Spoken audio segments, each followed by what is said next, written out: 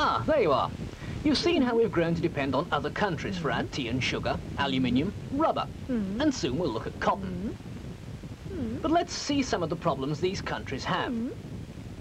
Mauritius, a small island off the coast of Africa, grows a lot of sugar and not much else, which is part of the problem.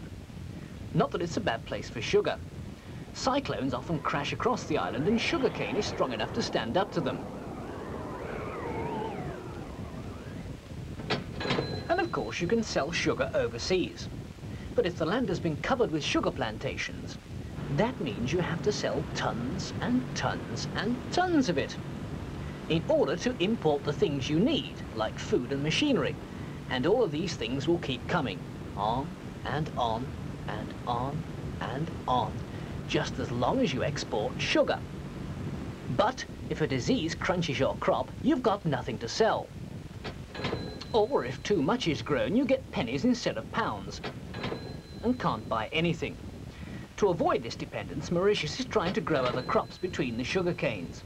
Tea, tobacco, peanuts, vegetables. Isn't that pretty? But they're also building new factories, so they don't have to rely on machines from us. But they still depend mostly on sugar, and one of their biggest problems is that Europe insists on growing a lot of its own sugar, in the form of sugar beet, a different plant, which gives exactly the same end product. Now we can choose between our sugar and theirs and grow more ourselves if we want to, so we needn't buy their sugar when they try to bargain for a fair price. But if Mauritius doesn't sell all its crop, it won't be able to buy the things it needs, like clothes and food. So what can they do? Well, one answer is not just to grow crops like sugar or cocoa or coffee, but to produce manufactured goods, for which there is usually a better price. In India, they've been trying to do this, but we don't make it easy for them. Cotton, all that white fluffy stuff, actually grows in India. And in the 17th century, they used to spin it and weave it themselves. There were lots of small workshops making cotton goods, some of which were sent overseas. So there were plenty of jobs.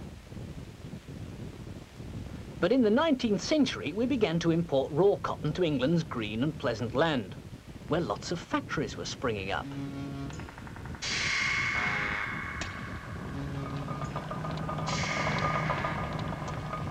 Huge machines were spinning enormous amounts of cotton very cheaply. So we were able to import raw cotton and then export cloth back to India. This put the Indians out of work.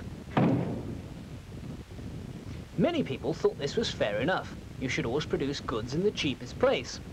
Nobody at that time cared about cotton workers losing their jobs. But today, India's cotton industry is booming. They still grow their own cotton, so transport costs are lower than ours. And wages in India are lower. And also, they have modern factories, which means they can produce goods cheaper than we can.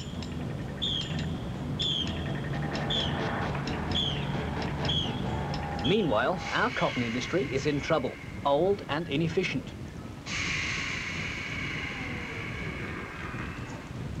And the cost of importing cotton is going up. The British custom at this point is to slap on duties to keep Indian textiles out, and give expensive subsidies to our own dying industries. Should we be giving this kind of protection? Maybe it would be better for us to change to producing other things, so both we and the Indians could have work. The world is held together by trading links, many of which we in Britain started. Shouldn't we take the lead again and ensure these links are based on the kind of friendship and justice we would all like to see?